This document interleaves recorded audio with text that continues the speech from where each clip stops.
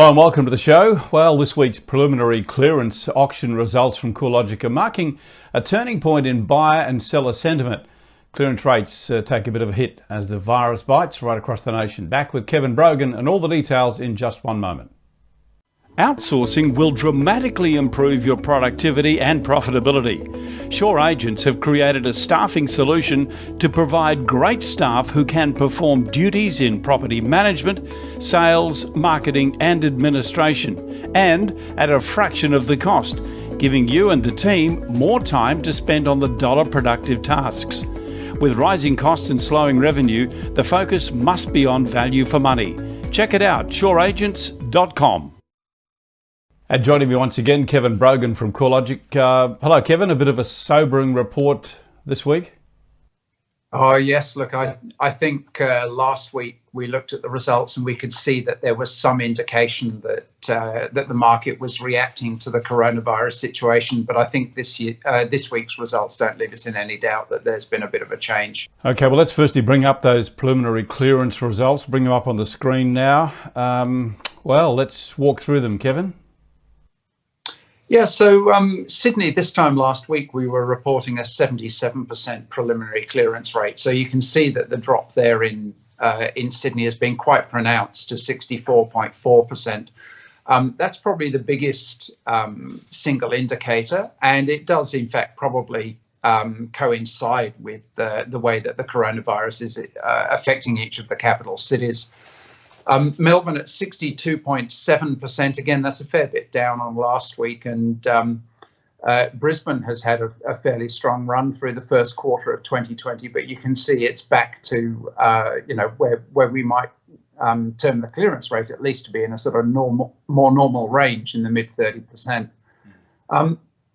Canberra, again, fairly strong result there, but it's down a little way on where it was last week.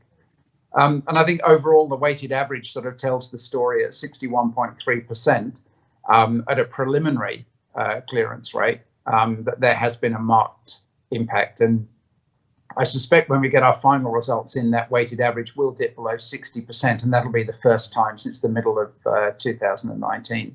And we reported on Friday in our report, Kevin, that a number of sellers had actually moved their auctions up, but we also noticed this week that we've had almost a record number of properties withdrawn from the market.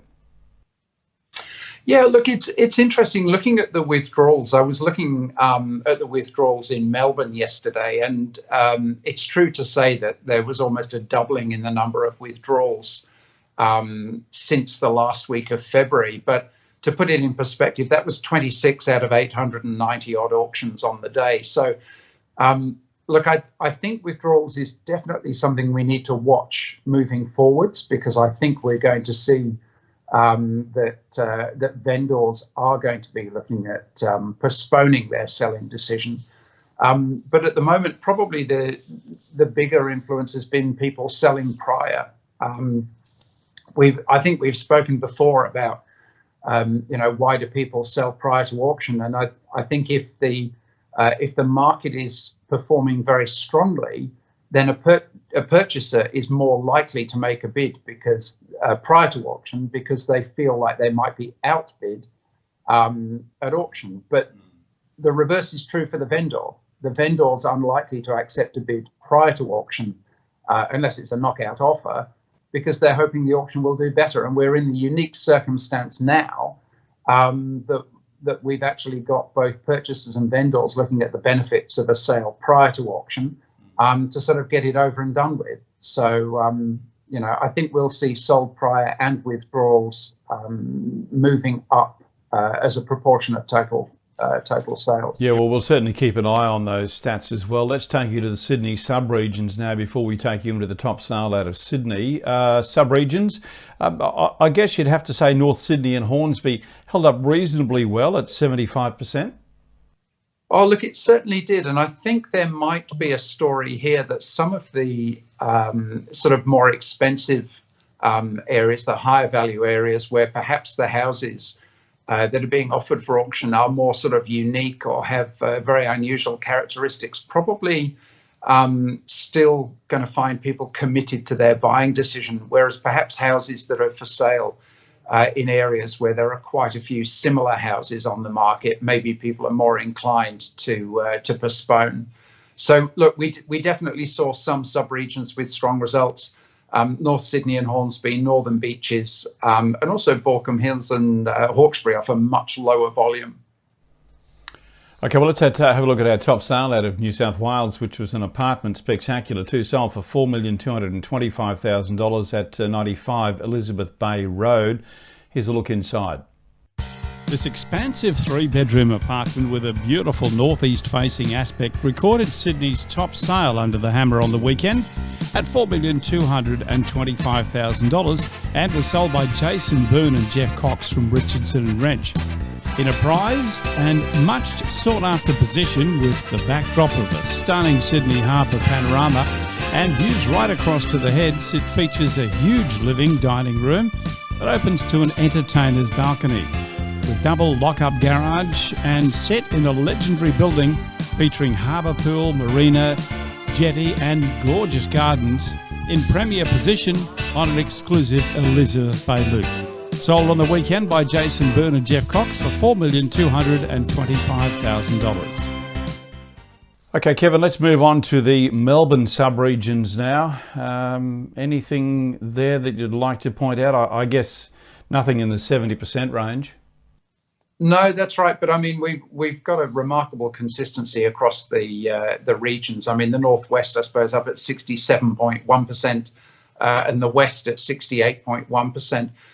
Still, the volumes are still pretty high because, of course, all of these auctions were listed, maybe 28 days ago or more, and the decision probably a little way before that, before coronavirus was front of mind. So still some quite busy activity, but obviously those clearance rates and buyer participation down. Yeah, well, certainly the top sale out of Victoria came out of Albert Park, a wonderful area, 92 Page Street. This one sold for $9 million under the hammer, and in fact was the top sale in the country. Greg Hocking Holsworth selling this one, Warwick and Simon. We're going to have a look inside right now, and this is the video that they used during the marketing period.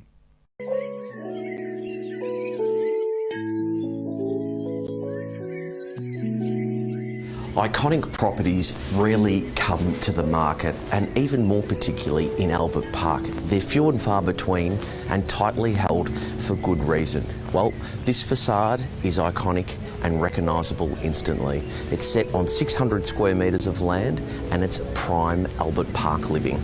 We're delighted to present to you 92 Page Street, Albert Park.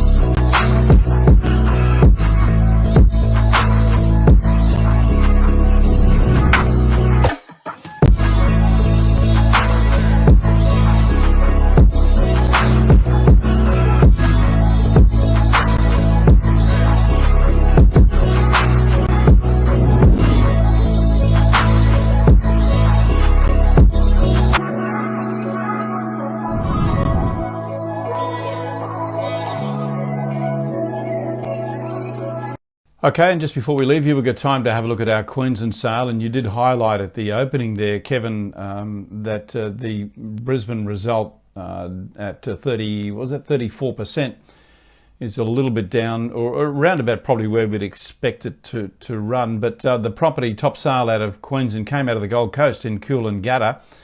This one was a potential development site, Kevin, $2 million.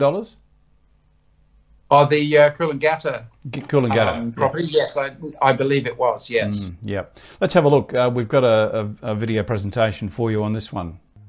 And with interest rates at an all-time low, investing in 4 Hague Street, Coolangatta was a very smart move for the buyer on Saturday, recording the top sale in Queensland on the weekend. Situated on one block of 673 square metres, it's within 100 metres of the famous Kirra Beach, 50 metres to restaurants and shops, and minutes from Gold Coast International Airport.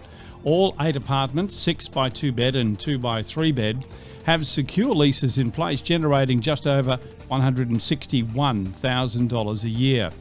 In a multi-level high-rise precinct with endless development potential, the property was marketed and sold by Russell Siegel from Richardson and Wrench for $2 million. Okay, as we said, potential development site there. Kevin, let's wrap it up. We're going to come back on Friday with the final results, but as Kevin has foreshadowed, they'll likely drop to under 60%. Quickly running through the preliminary results: Sydney 64.4%, Melbourne 62.7%, Brisbane 34.9%, Adelaide 54.5%, Perth 23.5%, Tasmania 33.3%, and Canberra 65.1%. Kevin, just before we go, do you have a feeling for the auction numbers for this coming week?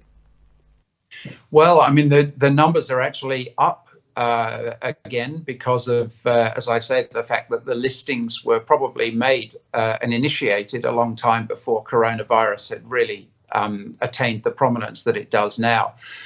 So I think this weekend, again, it seems likely that we're going to see an increase in withdrawals and deals sold prior. So anybody who has the financial well-being to complete a deal is probably going to want to do it quickly. Any vendor who's found a purchaser in that situation probably also looking to deal with it quickly. But the uncertainty that's been introduced to the market and perhaps a dent in the confidence of purchasers who need to be assured of their employment and income generating capacity is going to result in lower clearance rates, I would expect. Well, Kevin Brogan will join us again on Friday. Stick around for that. Watch out for an auction update from CoreLogic, and we bring you the most accurate, up-to-date advice on what's happening with the auction scene right around the country.